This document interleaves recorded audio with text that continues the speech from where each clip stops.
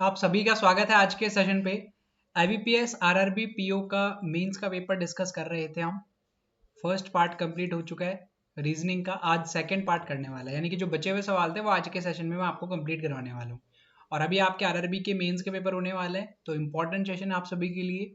पिछले साल का आपको क्या लेवल रहा था पेपर का ये पता होना बहुत ज़रूरी है, ठीक है। उसके अकॉर्डिंग फिर आप अपनी तैयारी को स्टार्ट करने वाले हो।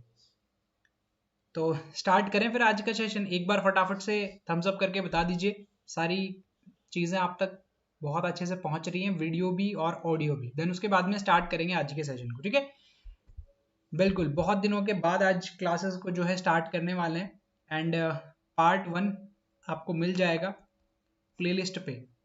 चैनल पे एक प्लेलिस्ट मिलेगी आपको जिसमें सारे मेंस के पेपर जो पिछले साल हुए हैं ना, सारे के सारे कौन कौन से। एक तो आरआरबी पीओ का हुआ था, ठीक है। आरआरबी पीओ में क्वांट और रीजनिंग दोनों का। सेम आरआरबी क्लर्क का हुआ था लास्ट ईयर मेंस का, उसके भी दोनों क्वांट और रीजनिंग के। और एसबीआई क्लर्क का हुआ था लास्ट ईयर मेंस का, एसबीआई क्लर्क, उसका भी क्वांट और रीजनिंग का पेपर। मतलब 2020 के मेंस के सारे पेपर करवा दिए मैंने आपको, जो कि अभी आपके इंपॉर्टेंट बनने वाले हैं। तो वो प्लेलिस्ट में सारे के सारे क्लासेस अवेलेबल है, आप सारे के सारे क्लासेस को देख लीजिएगा, ठीक है। अब नया एक और बैच स्टार्ट हुआ है हमारे एप्लीकेशन पे, आईबीपीएस क्लर्क का बैच। अगर आप उसमें एनरोल करना चाहते हो तो आप उसमें भी एनरोल कर सकते हो। एप्लीकेशन को डाउनलोड करना है, एप्लीकेशन डाउनलोड करके अकाउंट क्रिएट कर लीजिएगा। देन उसके बाद में आपको आना है वीडियो कोर्सेज पे। तो वीडियो कोर्सेज पे आप आओगे तो आपको दो प्लान मिलेंगे, फ्री प्लान और प्रीमियम प्लान। फ्री प्लान में तो कुछ भी नहीं मिलेगा आपको, क्योंकि मेरी फ्री क्लासेस सारी की सारी मैं यूट्यूब पे दे रहा हूँ। प्रीमियम प्लान में आपको वो क्लास मिल जाएगी, प्रीमियम प्लान में आपको वो बैच मिल जाएगा आईबीपीएस क्लर्क का जो स्टार्ट हुआ था। तो अगर आप ज्वाइन करना चाहते हो तो फिर जल्दी ही ज्वाइन कर लीजिएगा उसको, ठीक है। हम बढ़ने वाले हैं आज के सेशन, ठीक है। एक कोड देता हूँ, एक कूपन कोड मैं आपको दे देता हूँ, एक ग्रेड 10, इसको यूज कर लेना, 10% का ऑफ मिल जाएगा। नीचे डिस्क्रिप्शन बॉक्स में भी आपको मैंने दिया हुआ है सारी की सारी डिटेल्स। तो भाई चलिएगा स्टार्ट करें अब आज का सेशन। जितने भी लोग जुड़े, देखो बहुत दिनों के बाद में क्लास कर रहे हैं तो मुझे पता है कि बहुत ज़्यादा लोग ज्वाइन नहीं करेंगे, और मेंस की क्लास है तो वैसे भी ज़्यादा लोग नहीं आते हैं। तो चलिएगा स्टार्ट करते हैं आज का सेशन। ज़्यादा देर ना करते हुए स्टार्ट करेंगे आज के इस बढ़िया से पजल के साथ में। बनाएगा इस पजल को, ठीक है। बनाओ फटाफट से, थोड़ा सा समय दे रहा हूँ मैं आप सभी को, तो बनाओ इस सवाल को फटाफट से।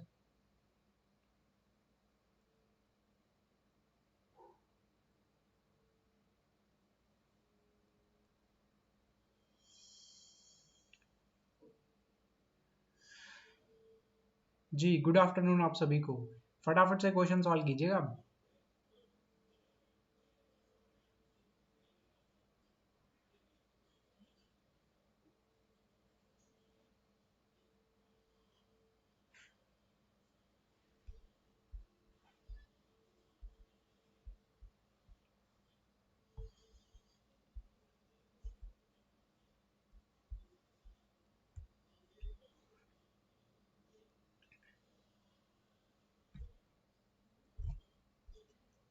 इस पैटर्न को ना मैं स्टार लगा रहा हूँ, इस पैटर्न पे मैं स्टार लगा रहा हूँ, आप भी स्टार लगा लीजिएगा। आरआरबी में पीओ के पेपर में पिछले 3 साल से लगातार आ रहा है इस तरीके का सवाल। 2018 में भी आया था, 19 में भी आया था और 20 में भी आया था। तो आरआरबी पीओ के लिए तो फेवरेट पैटर्न बन चुका है ये।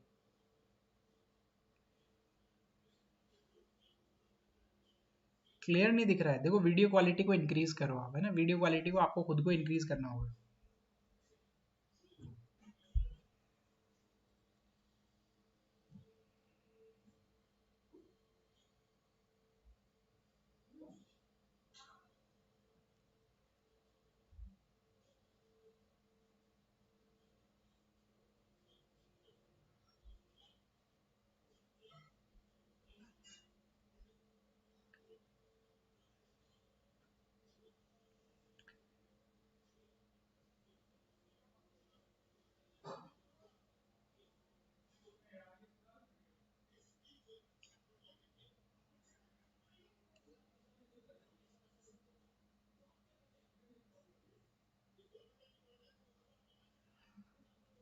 डन, बना लिया। देखो तन्या ने बना लिया। तो बताओ फिर, आप एक क्वेश्चन पूछूं आपसे मैं।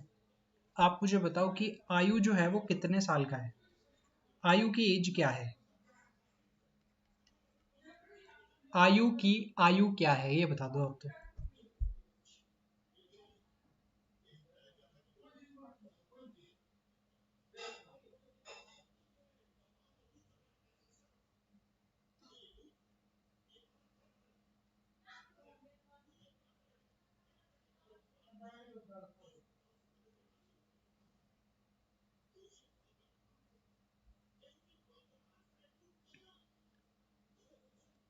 आयु की एज 43 ईयर्स है।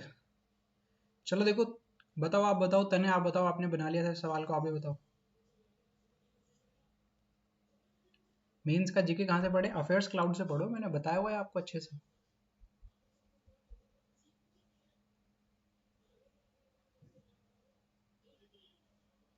अगर बैच लिया हुआ है आपने तो मैं उसमें दे दूंगा, टेंशन मत लो। आ जाओ, देखो बना लेते हैं इस सवाल को। देखो टोटल कितने पर्सन है? 8 पर्सन है, उनके नाम यहाँ पे आपको दिए हुए हैं। ठीक है, उनके नेम आपको यहाँ पे दिए हुए हैं। उनका जन्म अलग अलग ईयर में होता है। तो यहाँ पे देखो 1965 से लेकर 2002 तक, मतलब इनके जो जिस साल पे इनका जन्म हुआ है वो भी आपको दिया हुआ है। फिर उसके बाद में there ages are with respect to year 2017, there ages are with respect to the year 2017, मतलब 2017 को बेस मानकर आपको क्या करना है, उनकी एज को काउंट करना है। ठीक है, और यहां से फिर आपका क्वेश्चन स्टार्ट हो रहा है। तो एक टेबल बनेगी जिसमें एज लिखनी है आपको और उनकी प्रेजेंट एज लिखनी है, लाइक किस साल में उनका जन्म हुआ और उनकी प्रेजेंट एज क्या है। तो मैंने ये यहाँ पे बनाया हुआ है थोड़ा सा समय को बचाने के लिए और अच्छे तरह से चीज़ों को समझने के लिए। 1965 में जिसका जन्म हुआ था वो 2017 के अकॉर्डिंग आज प्रेजेंट में कितने साल का हो जाएगा, मतलब 2017 में कितने साल का हो जाएगा? 52 ईयर्स का हो जाएगा। 1966 में जिसका जन्म हुआ था वो 51 ईयर का हो जाएगा। देन उसके बाद में इसी तरीके से आगे बढ़ेंगे। 89 वाला 28 ईयर्स का है, 2002 वाला 15 ईयर्स का, 2017 को बेस मान के। ठीक है, इसी तरीके से बनाना है। अब हम बढ़ते हैं आगे। देखो, there is a difference of 6 years between Vicky and Kismat. Vicky की और किस्मत के बीच में 6 साल का गैप है, 6 ईयर का गैप है विक्की और किस्मत के बीच में। और एक और डाटा ये दिया हुआ है कि किस्मत इज यंगर देन विक्की, किस्मत जो है वो विक्की से छोटी होने वाली है। ठीक है, किस्मत जो है वो विक्की से छोटा है,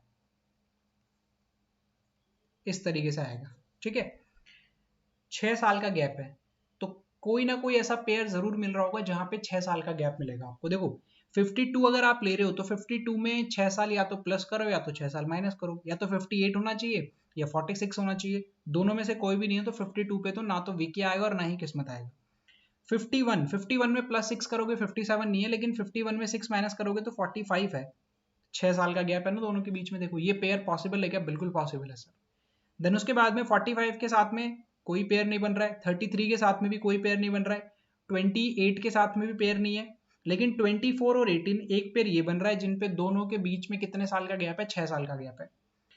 तो दो पेयर आपको ऐसा मिले जिसमें आपको 6 साल का गैप मिल गया। विक्की जो है वो किस्मत से बड़ा है। तो अगर फर्स्ट वाली कंडीशन के अकॉर्डिंग में जाऊं तो फिर विक्की को मुझे यहाँ पे रखना चाहिए और फिर किस्मत को मुझे यहाँ पे रखना चाहिए, क्योंकि किस्मत क्या है? यंगर देन विक्की है। ठीक है, तो किस्मत छोटी और विक्की बड़ा। तो या फिर सेकंड कंडीशन पे इस तरीके से हो सकता है कि विक्की यहाँ पे आ जाएगा और किस्मत यहाँ पे आ जाएगा। ठीक है, दो ही जगह बनती है, मतलब दो ही कंडीशन बनती है आपके लिए। तो ये इस तरीके से काम करने वाला है। देन उसके बाद में आगे बढ़ते हैं। अर्चना वॉज बॉर्न बिफोर 1984। अर्चना जो है वो 1984 से पहले उसका जन्म हुआ था। तो फर्स्ट कंडीशन में देखो 1984 में तो हो नहीं सकता उसका जन्म, तो 1984 से पहले सिर्फ एक ही जगह बचती है, 52 ईयर्स की हो जाएगी फिर अर्चना, यही जगह बचती है, इसके अलावा तो कोई और नहीं है फर्स्ट कंडीशन में। लेकिन सेकंड कंडीशन में तो अर्चना यहाँ पे भी हो सकती है, यहाँ पे भी हो सकती है और यहाँ पे भी हो सकती है। 3 जगह पे पॉसिबल है अर्चना, तो अभी हम यहाँ पे नहीं लिखेंगे उसको। आगे बढ़ते हैं। आगे लिखा हुआ है कि काजल इज 15 ईयर ओल्ड। काजल जो है वो 15 साल की है। तो 15 ईयर ओल्ड, तो देखो सबसे नीचे कौन आ जाएगा? काजल आ जाएगी सबसे नीचे। तो यहाँ पे भी लिख दो काजल। सबसे नीचे किसको लिख दोगे आप? काजल को लिख दोगे। ठीक है, 15 ईयर की काजल होगी। देन उसके बाद में Ayu is not 24 year old and he was born after लक्ष्य।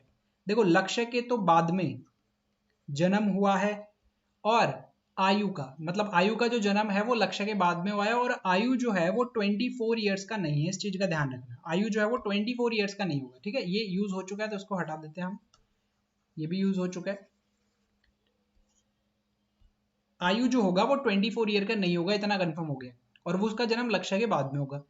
द एज डिफरेंस बिटवीन लक्ष्य and Archana is a multiple of 3, मतलब अर्चना की जो एज है और लक्ष्य की जो एज है उनके बीच में जो डिफरेंस है ना वो 3 का मल्टीपल है, 3 का मल्टीपल। तो अर्चना की एज तो है ना, देखो आपके पास में फर्स्ट कंडीशन में 52, तो 52 और लक्ष्य के बीच में एक ऐसा पेयर ढूंढ लो जो 3 का मल्टीपल हो।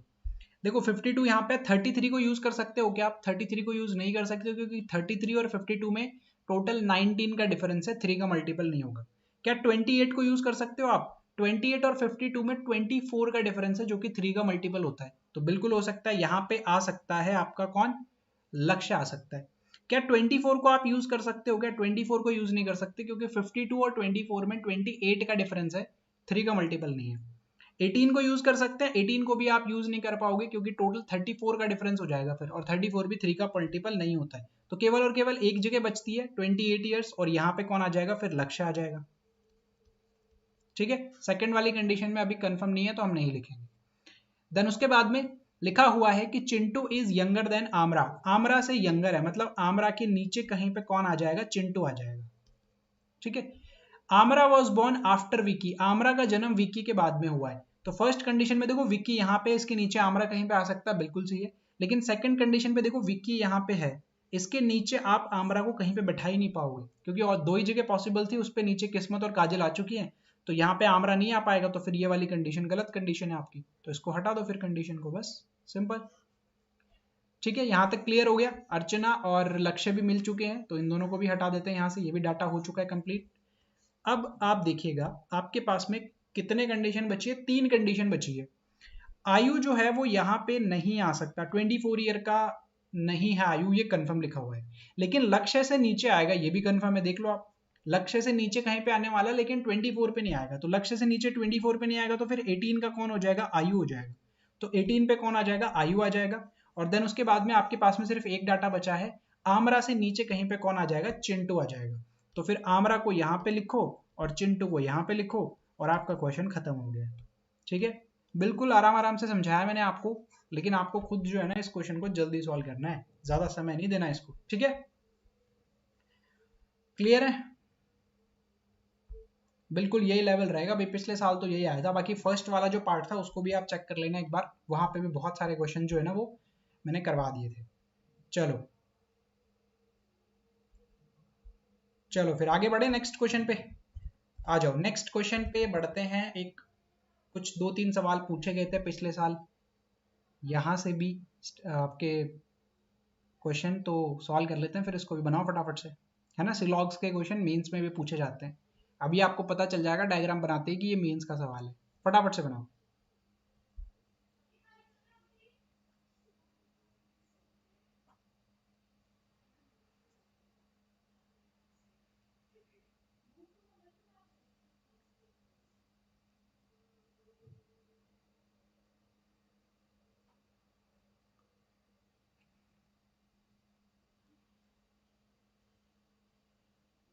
मेरे ख्याल से सितंबर के फर्स्ट वीक में आपको पीओ का रिजल्ट मिलेगा देखने को।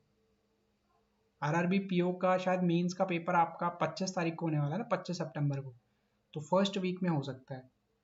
अगस्त के लास्ट वीक में भी हो सकता है कि लास्ट के 3-4 दिनों के अंदर आ जाए, या फिर फर्स्ट वीक में तो आ ही जाएगा डेफिनेटली। आ जाओ देखो इस सवाल को सॉल्व करते हैं। लिखा हुआ है कि only a few stupid are crazy, only a few stupid are crazy. तो अगर मैं इसे स्टूपिड बनाता हूँ, only a few stupid are crazy, तो ये वाला पार्ट ही आ जाएगा स्टूपिड और क्रेजी में, ठीक है। नो क्रेजी आर स्मार्ट, कोई भी जो क्रेजी है ना वो स्मार्ट नहीं है, कोई भी क्रेजी जो है वो स्मार्ट नहीं है। देन उसके बाद में ऑल स्मार्ट आर ब्यूटीफुल, सारे के सारे जो स्मार्ट है ना वो ब्यूटीफुल है। Only a few beautiful are handsome, केवल और केवल कुछ ब्यूटीफुल ऐसे हैं जो कि हैंडसम होने वाले, ठीक है, ये वाले होंगे। बन गया डायग्राम। इतने सारे स्टेटमेंट मेंस में आते हैं, प्री में आपने देखे होंगे 2-2 स्टेटमेंट मिले थे इस साल, तो 4 स्टेटमेंट का मतलब मेंस लेवल का सवाल है। कंक्लूजन देखिए, some stupid are not smart, some stupid are not smart. देखो स्टूपिड का ये वाला जो पार्ट है ना, स्टूपिड का जो आपका क्रेजी में आ चुका है, वो वाला स्टूपिड का पार्ट कभी भी आपका यहाँ पे नहीं जाएगा, स्मार्ट में नहीं जाएगा। तो मिल गया ना आपको कि some stupid are not smart, ये तो बिल्कुल सही बात है। स्टूपिड का कुछ पार्ट ऐसा है जो कि क्रेजी में है, और क्रेजी का कोई भी पार्ट स्मार्ट में नहीं जा सकता। तो स्टूपिड का वो पार्ट जो क्रेजी में है वो कभी भी स्मार्ट में नहीं जाएगा, तो आपको मिल चुका है। तो ये बात इसके बिल्कुल सही है। तो पहला कंक्लूजन परफेक्ट है। Second, no smart are handsome, कोई भी स्मार्ट जो है वो हैंडसम नहीं है। देखो यहाँ पर स्मार्ट और हैंडसम का कोई डायरेक्ट रिलेशन नहीं है आपके पास में, कोई इनडायरेक्ट रिलेशन भी नहीं है, तो आप डेफिनेटली इसके बारे में सच नहीं कह सकते हो। मतलब डेफिनेट इनके बारे में आप कंक्लूजन नहीं निकाल सकते हो। पॉसिबिलिटी में आप बता सकते हो लेकिन डेफिनेट नहीं बता सकते हो, क्योंकि स्मार्ट और हैंडसम का कोई रिलेशन ही नहीं बन रहा है। तो ये डेफिनेटली पूछा है इसने तो कि नो स्मार्ट आर हैंडसम, कोई भी स्मार्ट हैंडसम नहीं है, ये बात गलत हो जाएगी इसकी। देन उसके बाद में all handsome being stupid is a possibility. Handsome यहाँ पे है, स्टूपिड यहाँ पे है। हैंडसम और स्टूपिड का देखो कोई रिलेशन बन रहा है क्या? कोई रिलेशन नहीं है, कोई इनडायरेक्ट रिलेशन भी नहीं बन पा रहा है, तो कोई भी रिलेशन स्टैब्लिश नहीं हुआ, तो पॉसिबिलिटी में वो कंक्लूजन सही हो जाएगा। All handsome being stupid is a possibility, ये बात इसकी बिल्कुल सही है। ठीक है, पॉसिबिलिटी है कि वो कंप्लीट इसमें आ सकते हैं। तो फर्स्ट एंड थर्ड जो है वो फॉलो करते हैं, मतलब ऑप्शन नंबर ई जो होगा वो इस क्वेश्चन के लिए बिल्कुल परफेक्ट आंसर हो जाएगा। ठीक है, आगे बढ़े नेक्स्ट सवाल पे। चलो नेक्स्ट क्वेश्चन पे आ गए, फटाफट से इसका भी आंसर बता दो जल्दी से।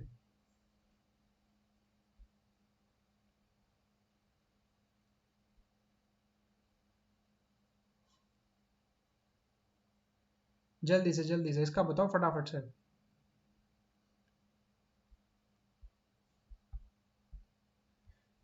आरआरबी क्लर्क मेंस की क्लासेस स्टार्ट हो गई हैं, चल रही हैं क्लासेस वहां पे एप्लीकेशन पे।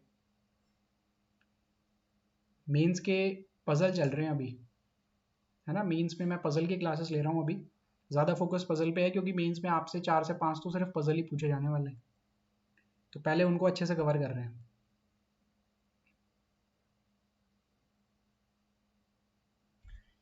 चलो इस सवाल को देखो, नो परफ्यूम्स आर डिओड्रेंट, कोई भी जो परफ्यूम है ना वो डिओड्रेंट नहीं है, कोई भी परफ्यूम डिओड्रेंट नहीं है। Only a few deodorant are moisturiser, केवल और केवल कुछ डिओड्रेंट ऐसे हैं जो कि मॉइस्चराइजर है, मतलब ये वाले ही होंगे। All moisturiser are cold cream, सारे के सारे जो मॉइस्चराइजर हैं वो कोल्ड क्रीम है। Only a few cold cream are sunscreen, केवल और केवल कुछ कोल्ड क्रीम जो है वो क्या है, सनस्क्रीन है।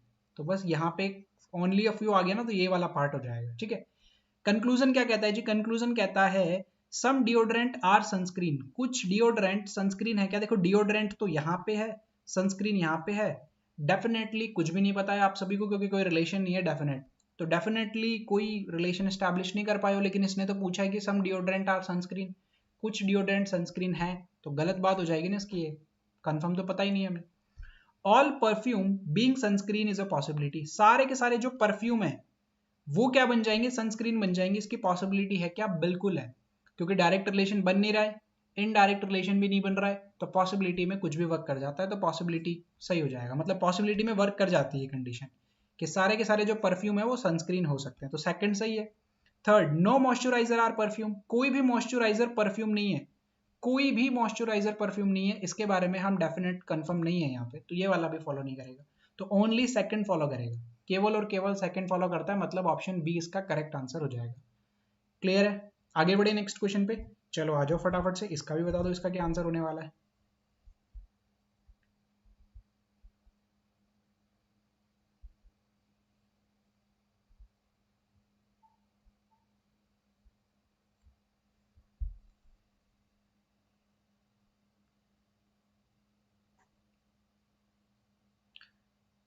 लाइव क्लास है ये, कोई रिकॉर्डेड क्लास नहीं है, पढ़ रहा हूँ मैं आप सभी के कमेंट्स।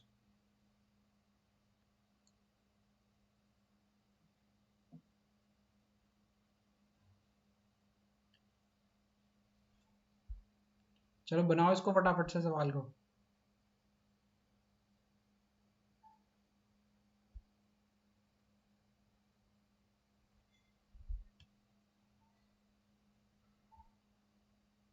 चलो देखो आ जाओ।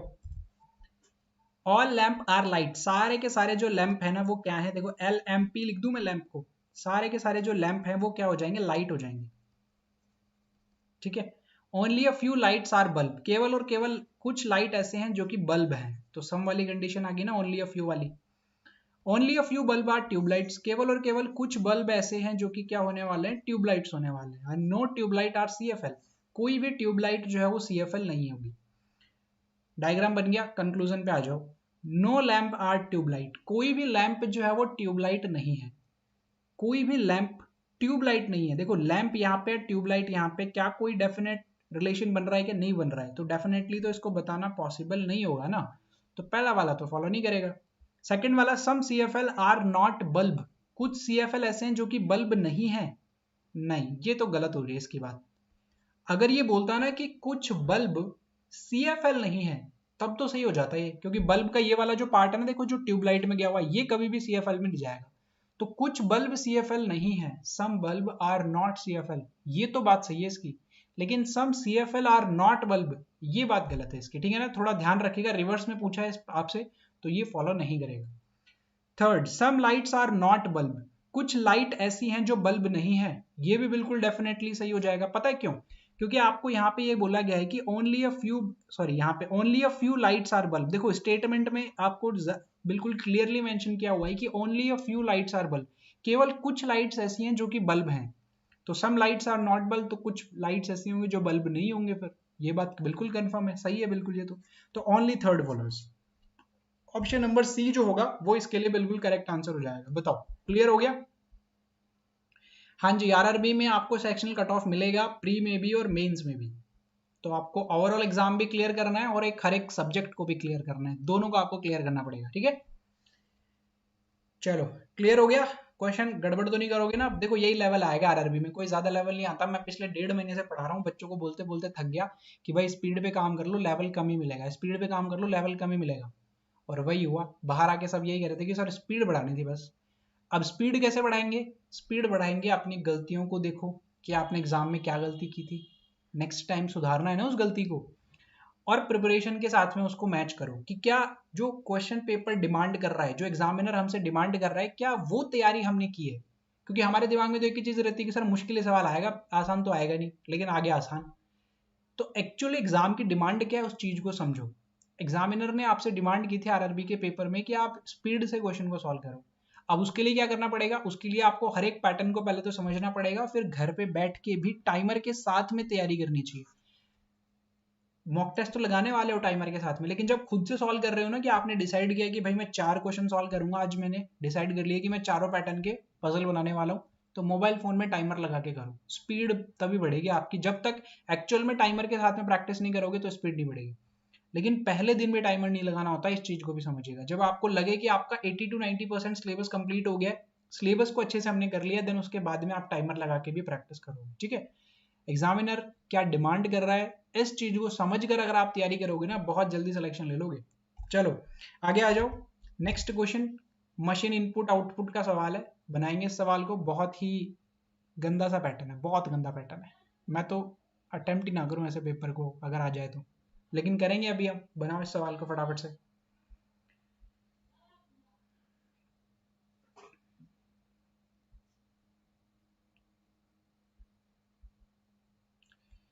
आरआरबी प्री का रिजल्ट, अरे आ गया रिजल्ट, तो आपने देखा नहीं अभी तक? देखो देखो जल्दी जाके देखो, रिजल्ट आ गया, आप ही रह गए शायद।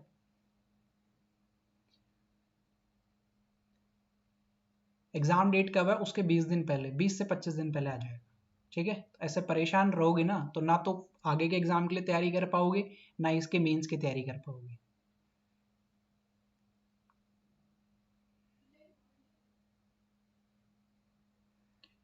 इसका फर्स्ट पार्ट कहाँ है? देखो मैं डिस्क्रिप्शन बॉक्स में आपको शायद लिंक मिल जाएगा इसका फर्स्ट पार्ट का। अगर नहीं मिल रहा है तो चैनल पे जो रिसेंटली एक प्लेलिस्ट मैंने बनाई है, उस प्लेलिस्ट में आप देख लेना, मिल जाएगा।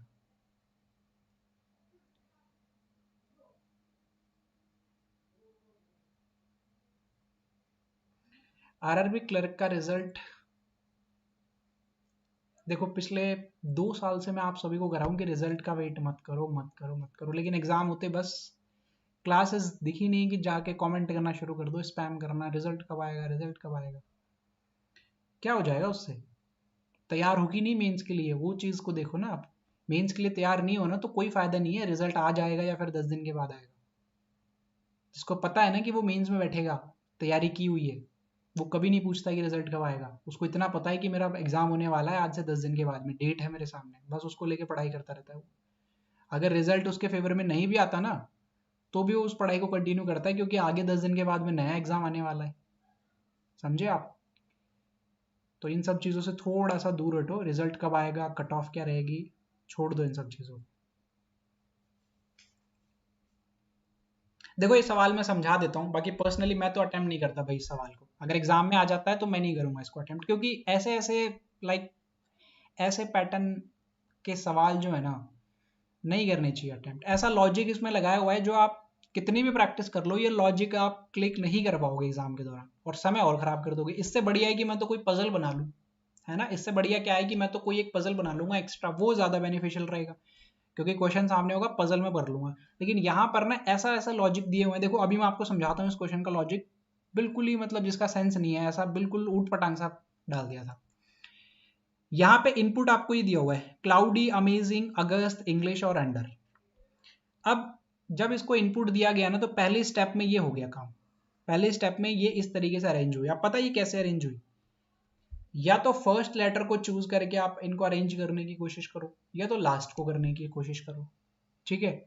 या फिर इन सबका सम करके करने की कोशिश करो, या आप वॉवल और कॉन्सोनेंट देखो, या फिर इनके नंबर ऑफ लेटर देखो। तो बहुत सारे तरीके होते हैं मशीन इनपुट आउटपुट में उस पैटर्न को बनाने के लिए, जिसपे आपको नहीं जाना चाहिए भाई, मेरा मानना तो ऐसा है। अब यहाँ पे ये कहा गया है कि y जो है ना वो 26 नंबर पे, सॉरी 25 नंबर पे होता है, g 7 नंबर पे होता है, t 20 नंबर पे होता है, h जो है वो 8 नंबर पे और r जो है वो 18 नंबर पे होता है, ठीक है।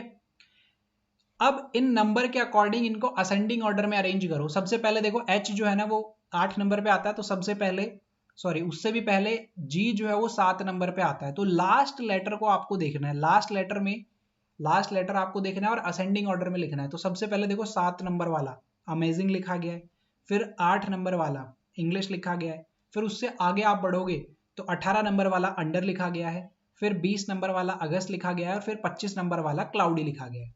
ये पैटर्न मिला है आपको। अब इस पैटर्न के अकॉर्डिंग हम करें तो हमारा n जो है वो 14 नंबर पे होता है, r जो है वो 18 नंबर पे हो जाएगा, y जो है वो 25 नंबर पे, e जो है वो 5 नंबर पे और c जो है वो 3 नंबर पे। तो असेंडिंग ऑर्डर में लिखना है। तो पहला जो स्टेप होगा वो क्या कहेगा? सबसे पहले तो आप फैंटास्टिक को लिखोगे, 3 नंबर पे है ना।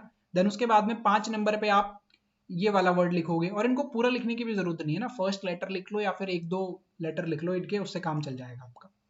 देन उसके बाद में यहाँ पे थर्ड वाला लिखो, प्रमोशन। देन उसके बाद में आपको आफ्टर लिखना पड़ेगा, और उसके बाद में आपको इमीडिएटली लिखना पड़ेगा। तो ये आपका फर्स्ट वाला स्टेप बन गया, जिसमें पांचों के पांचों आपने लिख दिए। सेकंड स्टेप कैसे बनी? देखो यहां से और यहां पे आपको आना है ना सेकंड स्टेप पे, तो इनके जो लेटर्स है ना वो काउंट कर लो, कितने कितने लेटर्स हैं। कितने लेटर्स हैं? देखो इसमें 7 लेटर है, इसमें भी कितने लेटर है? 7 लेटर है। लेकिन दोनों में 7 लेटर हो गए सर। अब पहले किसको लिखे, इंग्लिश को या अमेजिंग को?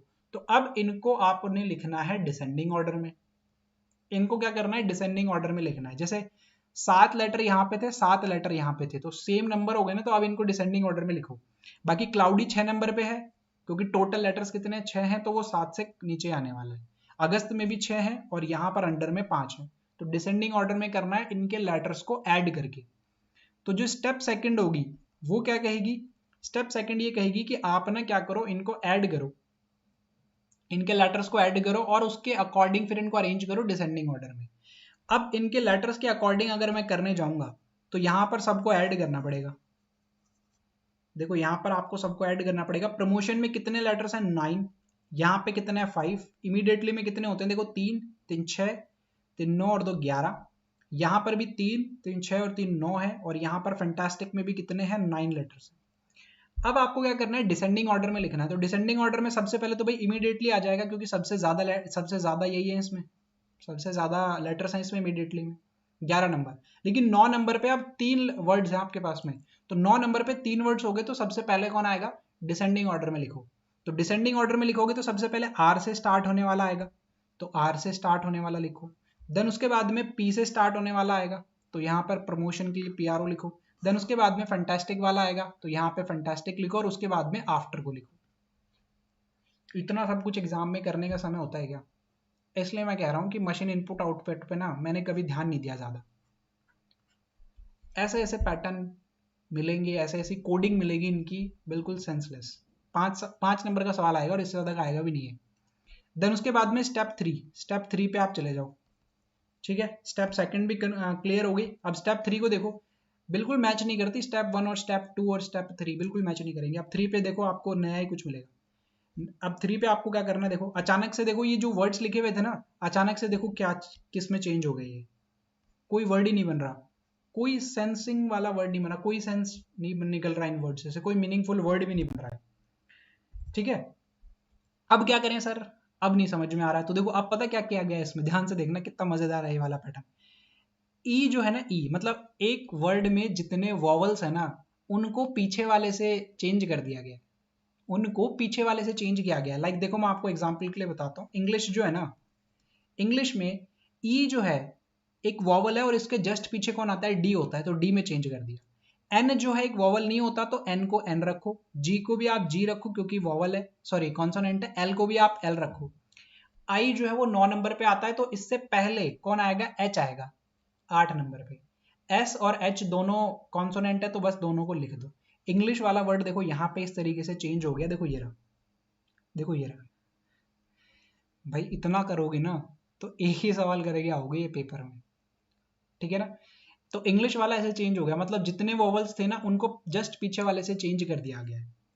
तो करो फिर भाई, सबको चेंज करो। अच्छा चेंज करना है उसके बाद में अरेंज भी करना है इनको असेंडिंग ऑर्डर में। देखो सबसे पहले तो सी मिला आपको फर्स्ट लेटर के अकॉर्डिंग, सबसे पहले तो सी मिल गया आपको, देन उसके बाद में डी, फिर टी, जेड और जेड, असेंडिंग ऑर्डर में करना है फर्स्ट लेटर से। ठीक है, चलो कर लेते हैं भाई, पता चल गया कैसे करना है। नेक्स्ट स्टेप, तो नेक्स्ट स्टेप में अप्लाई कर देते हैं अभी।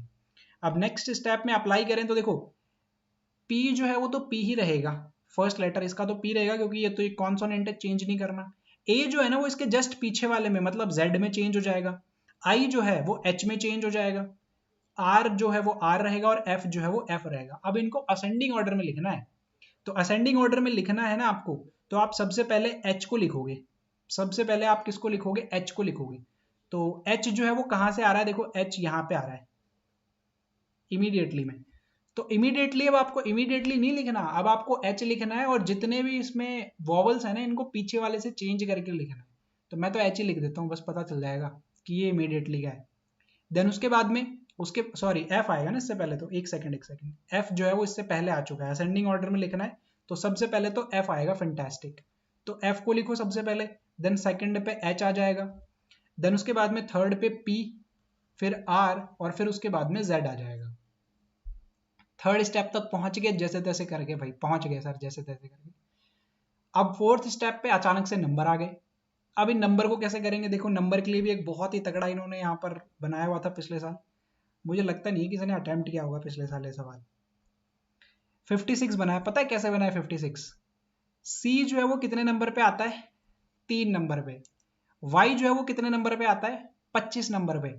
तो 3 प्लस 25 इनको ऐड करोगे तो 28 बनेगा और इसको मल्टीप्लाई करना है 2 से, तब 56 बनेगा। ठीक है, देन उसके बाद में डी जो है वो 4 नंबर पे होता है, एच जो है वो 8 नंबर पे होता है। तो इन दोनों को ऐड करोगे तो 12 आ जाएगा, मल्टीप्लाई करोगे 3 से, तो देखो सॉरी मल्टीप्लाई करोगे 2 से, 2 से मल्टीप्लाई करना है आपको हर बार, तो 24 मिल जाएगा। बढ़िया सवाल था ना, एकदम तगड़ा। देखो अब आ जाओ, पता चल गया ना क्या पैटर्न है, किस किस चीज के अकॉर्डिंग इनको कोड किया गया है, कैसे इनकी कोडिंग की गई है। तो अब सबसे पहले तो भाई फैंटास्टिक वाला आएगा। तो फैंटास्टिक में देखो फर्स्ट लेटर तो एफ है मतलब 6 नंबर पे है और लास्ट लेटर सी है। जो स्टेप 3 है ना उसमें ध्यान रखना है कि जो वॉवल्स थे ना उनको पीछे वाले से चेंज किया गया, लेकिन सी तो कोई वॉवल नहीं है तो यहाँ पे लास्ट में सी ही रहेगा। तो सी रहेगा तो मतलब सी जो है वो 3 नंबर पे होता है। दोनों को ऐड करोगे तो 9 आएगा, इंटू 2 करोगे तो 18 आएगा। अब यानी कि जो आपको नंबर मिल रहा है ना स्टेप 4 जो मिल रही है वो क्या मिल रही है, स्टेप 4 जो मिल रही है वो मिलेगा यहाँ पे 18। एच जो है वो इमीडिएटली वाला बनाया गया था, तो एच जो है वो इमीडिएटली से बनाया गया था, तो एच जो है वो कितने नंबर पे आता है भाई, 8 नंबर पे आता है। वाई जो है वो कितने नंबर पे आता है, 25 नंबर पे आता है। क्या y को पीछे चेंज किया गया? नहीं किया गया। तो y को y रखना है, मतलब 25 नंबर पे आता है। तो ये कितना हो जाएगा? 33 इंटू 2 66 आ जाएगा। ये है इसकी कोडिंग, चारों स्टेप। ये इसकी लास्ट स्टेप हो गई। ठीक है, अब उसके बाद में आपसे ये सवाल करेंगे। समझ में आया क्वेश्चन? बताओ, करोगे एग्जाम में ये सवाल? हाथ भी नहीं लगाना ऐसे सवाल को, ध्यान रखना। क्वेश्चन करना एक कला है, छोड़ना उससे भी अच्छी कला है। इस तरीके के सवाल को एग्जाम में नहीं किया जाता, इस चीज का ध्यान रखना। ठीक है, लॉजिक समझोगे ना, इतने में ही पूरा का पूरा समय आपका चला जाएगा।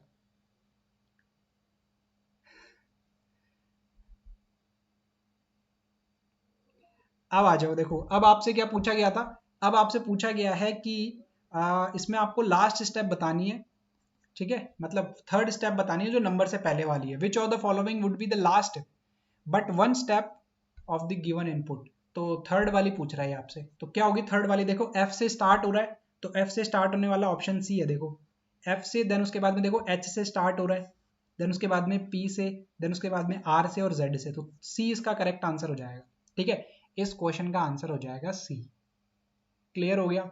अब मैंने एक ही सवाल लिया है इस क्वेश्चन का, क्योंकि इस सवाल में ना एक से ज्यादा क्वेश्चन मैं तो नहीं करूंगा भाई, और आपको भी नहीं करने। ठीक है, इतना इतना ज्यादा कोडिंग वाला क्वेश्चन सॉल्व नहीं करना होता। और मैं तो कहता हूँ कि इनपुट आउटपुट में समय खराब ही मत करो। इससे अच्छा तो एक आप जो मीन्स लेवल का पजल आता है ना, उसको सॉल्व कर लो। 5 नंबर वो इससे कम समय में दे जाएगा आपको। ठीक है, तो ये कंप्लीट मैंने आपको बता दिया चारों स्टेप, क्या क्या लॉजिक लगा था इसमें। अब हम बढ़ेंगे नेक्स्ट क्वेश्चन पे। चलो भाई नेक्स्ट क्वेश्चन पे चलते हैं। और नेक्स्ट क्वेश्चन आपके लिए है एक अनसर्टेन नंबर ऑफ पीपल का एक स्ट्रेट लाइन में साउथ की तरफ फेस करके बैठे हैं। इसको बना लो आप, है ना? ये करने वाला सवाल है, इसको मत छोड़ना।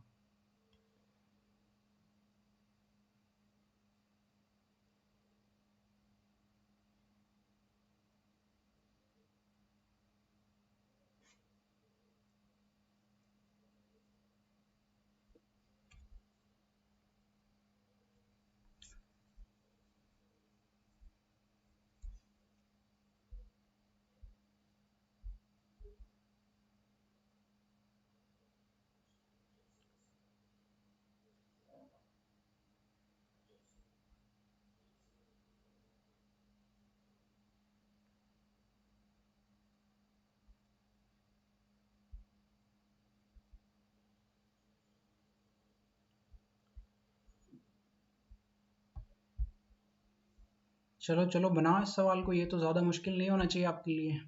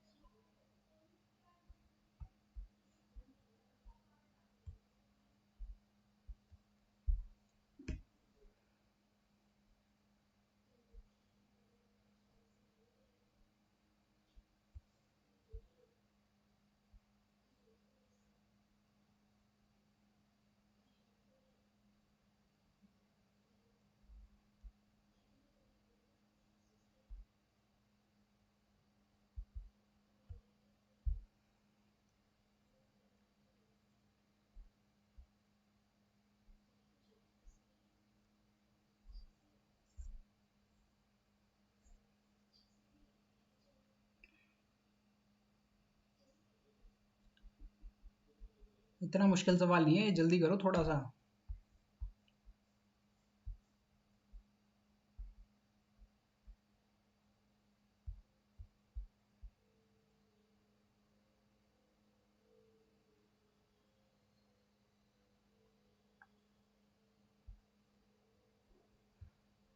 डन हो गया? देखो जिसका भी हो गया है वो मुझे बताओ कमेंट करके कि इस रो में कितने लोग बैठे हैं, है ना? ये बताओ मुझे कितने लोग इस रो में बैठे हैं।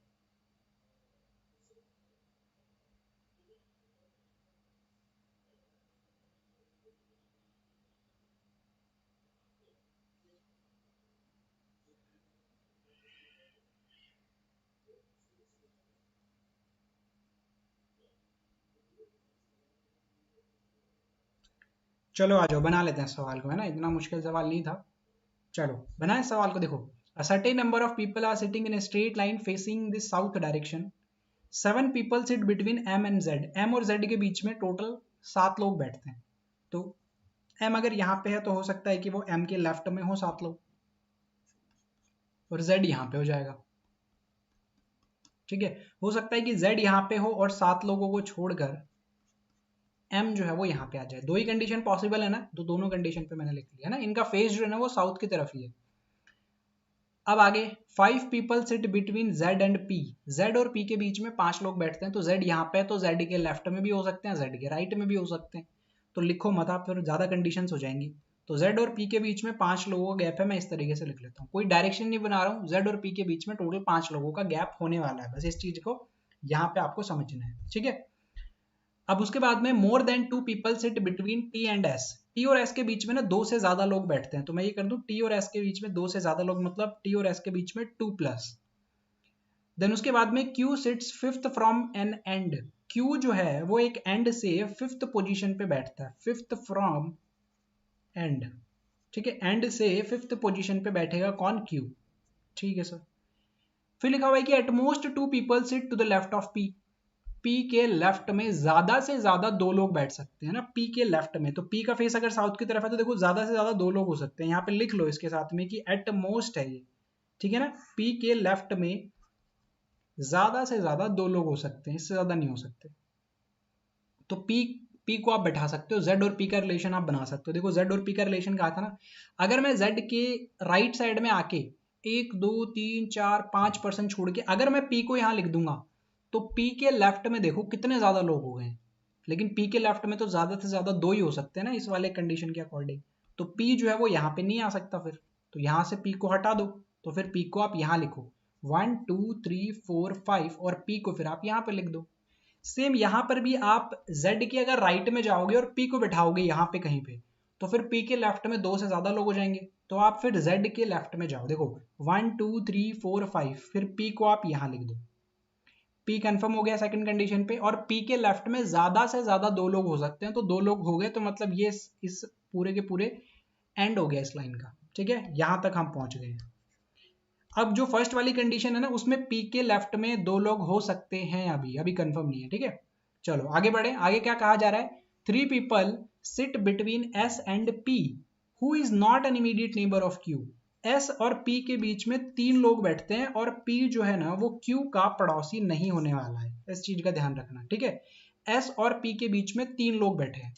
तो सेकंड वाली रो पे तो एंड मिल चुका है, तो पी के राइट में आना पड़ेगा आपको। 1 2 3, 3% छोड़ के एस को बैठा दो। पी के लेफ्ट में नहीं जा सकते हो आप, क्योंकि पी के लेफ्ट में ज्यादा से ज्यादा 2 लोग हो सकते हैं। तो 1 2 और 3, 3% छोड़ के एस को आप यहाँ पे बैठा दो। दोनों कंडीशन पे एस भी कंफर्म हो गया। ठीक है, ठीक है सर। देन उसके बाद में 4 people sit between S and Q. S और क्यू के बीच में 4 लोग बैठते हैं। तो देखो फर्स्ट कंडीशन पे अगर मैं एस के लेफ्ट में जाऊंगा, देखो 1 2 3 4, 4% छोड़ के मैं क्यू को यहाँ लिख सकता हूँ क्या? नहीं लिख सकता हूँ, क्योंकि क्यू जो है ना वो पी का पड़ोसी नहीं होना चाहिए। तो फिर आपको यहाँ से क्यू को हटाना पड़ेगा, और फिर एस के राइट में आना पड़ेगा आपको। तो 4 लोग बैठे हैं एस और क्यू के बीच में, तो 1 2 3 और 4 लोगों को छोड़ के क्यू को आप यहाँ बनाओ। यहाँ पे भी देखो 1 2 3 और 4 को छोड़ के क्यू को आप यहाँ लिख तो दोगे, लेकिन फिर पी का पड़ोसी हो जाएगा, जो कि पॉसिबल नहीं है। तो यहाँ पे लिखो फिर 1 2 3 और 4, 4% छोड़ के आपने क्यू को यहाँ पे बनाना है। क्लियर हो गया? क्यू के बारे में एक और डाटा था आपके पास में कि क्यू जो है ना वो एक एंड से 5th पोजीशन पे है। तो फर्स्ट वाला देखो, दोनों कंडीशन पे है ना, देखो क्यू यहाँ पे फिक्स हो गया, तो देखो 1 2 3 4 5 6th पोजीशन पे आ गया ये, तो एक एंड से क्यू जो है वो 6th पोजीशन पे आ गया एक एंड से। और अगर लेफ्ट से भी देखोगे तो भी वो एक एंड से 5th पोजीशन पे पॉसिबल नहीं है। तो फर्स्ट वाली कंडीशन गलत हो गई आपकी, क्यू को 5th पोजीशन पे होना चाहिए था। यानी कि सेकंड वाली कंडीशन, ये कंडीशन बिल्कुल सही है आपकी, कि एक एंड से क्यू जो है वो 5th पोजीशन पे हो जाए। क्लियर हो गया यहाँ तक? तो फर्स्ट वाली कंडीशन आपकी गलत हो चुकी है, तो इस कंडीशन को हटा देते हैं ना, ये किसी काम की कंडीशन नहीं है, इसको हटा दो। अब सेकंड कंडीशन बिल्कुल सही है, और लास्ट में सिर्फ एक डाटा बचा है आपके पास में। जो भी चीजें हो चुकी हैं यूज, उनको हटा देंगे। लिखा गया है कि T sits second to the right of Q. Q के राइट में सेकंड, तो क्यू अगर यहाँ पे है तो राइट में सेकंड टी को यहाँ पे बैठाना पड़ेगा। इन सब का जो फेस है वो साउथ डायरेक्शन की तरफ है। तो क्यू के लेफ्ट में सेकंड पोजीशन पे टी हो गया। बस अब देखो Z और P का रिलेशन बना चुके हो आप, Z और P का रिलेशन बन चुका है तो ये इसको हटा देते हैं। ठीक है, P के लेफ्ट में एटमोस्ट 2 ये भी हो चुका है तो इसको भी हटा देते हैं। ठीक है, T और S के बीच में देखो 2 से ज्यादा लोग होने चाहिए, तो T यहाँ पे और S यहाँ पे, तो देखो 2 से ज्यादा लोग ही हैं यहाँ पे, तो ये भी कंडीशन हो चुकी है, इसको भी हटा देते हैं। S और P के बीच में 3 लोग, ये भी यूज हो चुका है। Q 5th पोजीशन पे है, ये भी हो चुका है, और P जो है वो Q का पड़ोसी नहीं होना चाहिए। लीजिए कंप्लीट हो गया जी आपका क्वेश्चन। आपका क्वेश्चन जो है वो यहाँ पर कंप्लीट हो चुका है। इतने लोग बैठे हैं और इन सबका फेस जो है ना वो साउथ की तरफ। कितने लोग बैठे हैं? 1 2 3 4 5 6 7 8 9 10 11 12 13 14 15 16 16 लोग हैं यहाँ पे। टोटल कितने लोग बैठे हैं? 16 लोग बैठे हैं यहाँ पे। सेम टू सेम बना लिया था। देखो थोड़ा सा तो एफर्ट डला होगा इसमें आपका, है ना, क्योंकि मेंस लेवल में पूछा गया सवाल था, तो थोड़ा सा एफर्ट तो डलवाया होगा इस सवाल ने। ठीक है, चलें आगे। बिल्कुल, पिछले साल तो ये सवाल पूछा गया था भाई। हाँ जी, पीओ मेंस लेवल का सवाल था ये। चलो आगे बढ़ते हैं नेक्स्ट क्वेश्चन पे। और नेक्स्ट क्वेश्चन कहाँ गया आपके लिए? मैंने बनाया था, एक सेकंड रुको, एक और क्वेश्चन होना चाहिए था ना इसमें।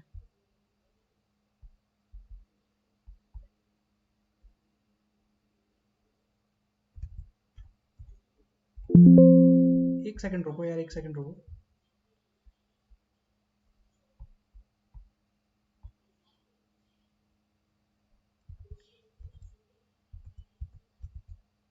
आ गया ना ये वाला सवाल?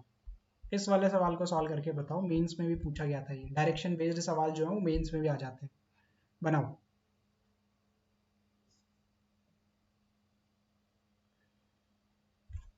देखो एग्जाम में ना हमेशा जो पूरा का पूरा पेपर होता है ना वो डिवाइड किया हुआ होता है। मैंने पहले भी बताया था आपको कि 30% ऐसा होगा जो सब बच्चे करने वाले हैं, अगला 30% ऐसा होगा जिनकी तैयारी अच्छी है वो करेंगे, अगला 30% जिनकी तैयारी बहुत ही तगड़ी है, और जो 100% अटेम्प्ट करेगा ना वो तो बहुत ही तगड़ी तैयारी करके गया हुआ होगा। तो आपको एग्जाम में ऐसे क्वेश्चन भी मिलेंगे जो कि आपको आसान लगेंगे मेंस लेवल के, और ऐसे क्वेश्चन भी मिलेंगे जो आपसे बन नहीं पाएंगे। ठीक है, तो एक दो सवाल से कभी जज मत किया करो पूरे पेपर को। फर्स्ट वाला पार्ट भी देखो आप कंप्लीट, और सेकंड वाला पार्ट भी आज आपने देख लिया, फिर उसके बाद में देखना कि किस लेवल तक का आया हुआ था और हमें किस लेवल पे अब तैयारी करने की जरूरत है। चलिए बनाइए इस सवाल को फटाफट से।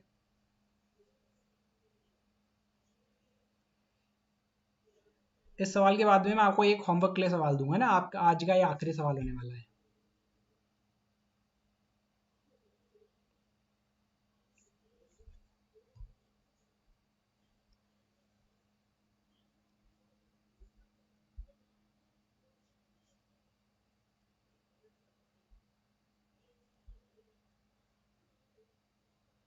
देखो बना लिया आप सभी ने? चलो।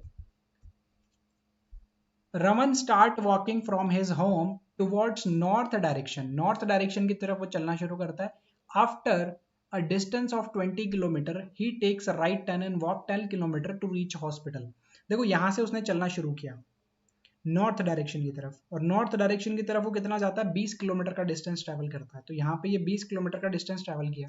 इस पॉइंट से वो क्या करता है? राइट टर्न लेता है और 10 किलोमीटर जाता है। राइट टर्न लिया उसने और 10 किलोमीटर चला गया, और यहाँ पे कौन हो गया? यहाँ पे हो चुका है हॉस्पिटल। हॉस्पिटल पे वो पहुंच गया। ठीक है, देन उसके बाद में वो वहां पे क्या करता है? हॉस्पिटल से वो लेफ्ट टर्न लेता है और 12 किलोमीटर का डिस्टेंस ट्रेवल करता है और जय के घर पे पहुंच जाता है। यहां से लेफ्ट लेता है और 12 किलोमीटर का डिस्टेंस ट्रेवल करता है, मतलब ऊपर की तरफ जाएगा 12 किलोमीटर। ये 12 किलोमीटर का डिस्टेंस उसने ट्रैवल किया, और यहाँ पे कौन है? यहाँ पे है भाई जय का हाउस, जय का घर है यहाँ पे। Now he took a left turn and walk a distance of 35 to reach a bakery shop. यहां से वो लेफ्ट टर्न लेता है और बेकरी शॉप पे पहुंचने के लिए 35 किलोमीटर का डिस्टेंस ट्रेवल करता है। तो देखो 10 किलोमीटर तो यहां तक आ जाएगा, देन उसके बाद में आपको आगे जाना पड़ेगा और यहां तक। ठीक है, टोटल कितना डिस्टेंस? 35 किलोमीटर का डिस्टेंस उसने ट्रैवल कर लिया, और अब वो एक बेकरी शॉप पे पहुंच गया। यहाँ पे क्या है? वो बेकरी की शॉप है। At last, he took two consecutive left turn and walked 12 kilometre and 10 kilometre respectively to reach his office. Last में वो दो बार लगातार लेफ्ट टर्न लेता है और 12 किलोमीटर और 10 किलोमीटर का डिस्टेंस ट्रैवल करता है। मतलब यहां से उसने लेफ्ट टर्न लिया और 12 किलोमीटर का डिस्टेंस ट्रैवल किया पहले उसने। तो 12 किलोमीटर का डिस्टेंस, देखो इसके जस्ट सामने आ जाएगा, ये भी 12 किलोमीटर का हो जाएगा। अब यहां से उसने फिर से लेफ्ट टर्न लिया है और 10 किलोमीटर का डिस्टेंस ट्रैवल किया है। तो यहाँ से लेफ्ट लेगा और 10 किलोमीटर का डिस्टेंस ट्रेवल करेगा। तो देखो ये 10 किलोमीटर का डिस्टेंस ट्रेवल हो गया, ठीक है, लिखा हुआ है 10 किलोमीटर का, ये भी 10 किलोमीटर का डिस्टेंस ट्रेवल हो गया। तो ये जो बीच वाला डिस्टेंस है ये कितने का आ गया, ये 15 किलोमीटर का डिस्टेंस आ गया। तो कंप्लीट अगर आप इनको ऐड करोगे ना तो आपको 35 का टोटल डिस्टेंस आपको मिल जाएगा। क्लियर है, डायग्राम कंप्लीट हो गया है। अब आपसे सवाल क्या पूछा गया है, jazz house is in which direction from Raman office, Raman के ऑफिस से जय का घर किस डायरेक्शन में। तो रमन का ऑफिस देखो यहाँ पे लास्ट में, और जय का घर देखो इस डायरेक्शन में है, ये रहा। तो ये कौन सी डायरेक्शन होती है, ऊपर नॉर्थ और इधर होता है ईस्ट। तो नॉर्थ और ईस्ट के बीच में अगर आप जा रहे हो तो नॉर्थ ईस्ट डायरेक्शन। तो नॉर्थ ईस्ट डायरेक्शन मतलब ऑप्शन नंबर डी जो होगा वो इसके लिए करेक्ट आंसर हो जाएगा। बताओ फटाफट से, क्लियर हो गया सवाल। ये भी पूछा गया था पिछले साल मेंस में, बना लिया ना, ये तो ज्यादा मुश्किल नहीं है यार, ये तो बहुत बार करवा चुका हूं मैं आपको ऐसे सवाल। तो ऑप्शन नंबर डी जो है वो इस क्वेश्चन के लिए करेक्ट आंसर हो जाएगा।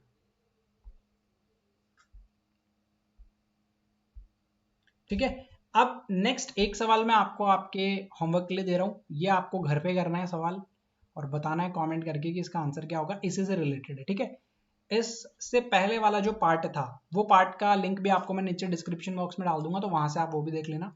बाकी IBPS क्लर्क का जो हमारा बैच चल रहा है, अगर आप उसमें एनरोल करना चाहते हो तो आप एनरोल कर सकते हो। एप्लीकेशन डाउनलोड कर लेना, डिस्क्रिप्शन बॉक्स में लिंक है। क्लासेस जो है वो टाइम टू टाइम चल रही है, जिस शेड्यूल के अकॉर्डिंग मैंने आपको बताया था उसी शेड्यूल के अकॉर्डिंग क्लासेस वहाँ पे हो रही है। ठीक है, तीनों क्लासेस, प्रैक्टिस के लिए PDF, मॉक टेस्ट वगैरह सब कुछ इंक्लूडेड है उसमें। तो डिटेल्स उसकी भी देख लेना, डिस्क्रिप्शन बॉक्स में वो डिटेल वाला वीडियो भी है। ठीक है, बाकी ये सवाल आपके होमवर्क के लिए है। ठीक है, ये आपका डायरेक्शन वाला जो सवाल था ना उसी से रिलेटेड है। आपको अलग पहचानना है ना, इन पांचों में से आपको एक अलग पेयर को पहचानना है कि कौन सा होगा। 4 सेम पैटर्न पे और एक अलग पैटर्न पे, तो आप ये मुझे करके बताओगे। ठीक है, तो आज के लिए सिर्फ इतना ही, हम मिलेंगे नेक्स्ट सेशन में। Thank you.